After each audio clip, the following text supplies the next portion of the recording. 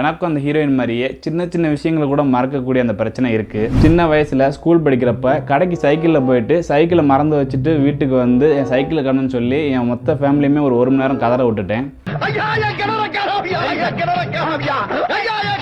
அது ரீசெண்டாகவும் நடந்துச்சு. இடையில ஒரு வாட்டி கடைக்கு பைக்கில் போயிட்டு திரும்ப பைக்கை மறந்து வச்சுட்டு வீட்டுக்கு வந்துட்டேன்.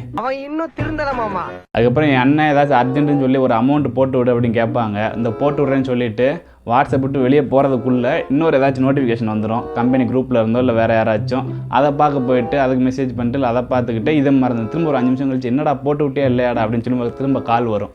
இது இந்தியால இருந்து வந்திருக்கிற ஒரு வினோதமான கேஸ். சரி ஹாஸ்பிட்டலுக்கு போயிடுவோம், ஆனால் போகிறதுக்கு முன்னாடி ஃபஸ்ட்டு நெட்டில் கிளியராக செக் பண்ணிட்டு பார்த்துருவோம் அப்படின்னு சொல்லி ஏஐயில் அப்புறம் கூகுளில்னு எல்லாத்துலேயுமே நான் ரிசர்ச் பண்ண ஆரம்பித்தேன். அப்படி பண்ணி பார்த்ததுக்கப்புறம் 100% கன்ஃபார்மாக நான் நினச்ச மாதிரியே இந்த படத்தில் ஹீரோயினுக்கு வர்ற அந்த ஒரு டிசீஸுக்கும் உங்களுக்கு இருக்கிற சிம்டம்ஸுக்கும் கண்டிப்பாக எந்த ஒரு சம்மந்தமே இல்லை அப்படின்னு சொல்லிருச்சு. அதுக்கப்புறம் தான் எனக்கு அப்பாடா அப்படின்னு சொல்லி உயிரே வந்துச்சு. எப்படின்னு கேட்டிங்கன்னா